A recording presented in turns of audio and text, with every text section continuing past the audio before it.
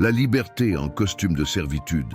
Elles croient être libres parce qu'elles mettent le réveil à sonner à 6 heures, parce qu'elles courent vers un métro bondé, vers une usine bruyante, vers un bureau froid, vers un chef impatient, parce qu'elles passent 8, 10, parfois 12 heures à plier des cartons, à servir des clients grossiers, à taper des chiffres sur un écran, à se faire crier dessus par des hommes qui ne les respectent pas, parce qu'elles rentrent tard, cassées, mais convaincues d'avoir fait quelque chose de leur journée.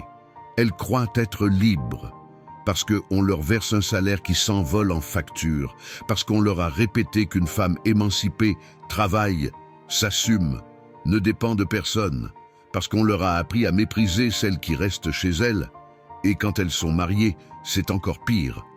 Debout à l'aube pour préparer les enfants, le mari, la maison. Puis debout encore à 9 heures pour le patron. Le soir, une deuxième journée commence. Les devoirs, les repas, les lessives, les anniversaires, le ménage.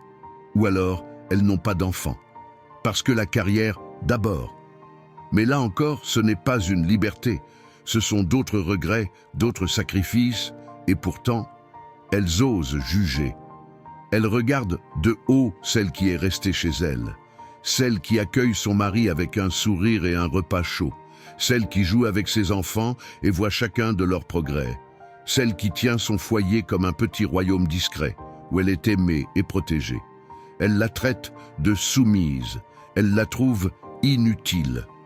Mais la nuit venue, dans le silence d'une chambre vide ou face à un sommeil sans paix, elles se posent la question. Elles sentent le poids des années offertes à des étrangers, à des patrons, à des collègues, à des objectifs qui n'étaient pas les leurs. Elles comprennent, trop tard souvent, qu'on leur a vendu une cage en la déguisant en liberté, une cage où elles ont laissé leur jeunesse, leur tendresse, leurs rêves. Et toi, si tu devais choisir, voudrais-tu être celle qui trime pour des hommes qui ne t'aiment pas, pour une société qui t'use et t'oublie, ou celle qui est aimée dans sa maison, respectée par son mari, entourée par ses enfants, qui garde son honneur et son sourire? La liberté, ce n'est pas courir dans toutes les directions. La liberté, c'est savoir où est ton cœur et le garder intact.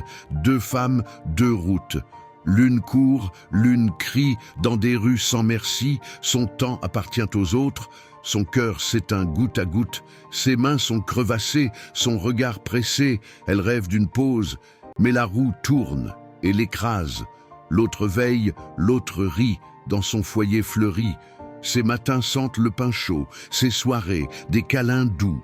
Elle donne sans se perdre, elle construit sans se briser, son âme reste légère, car elle vit pour ceux qui l'aiment. Et le vent demande doucement, laquelle des deux est vraiment libre?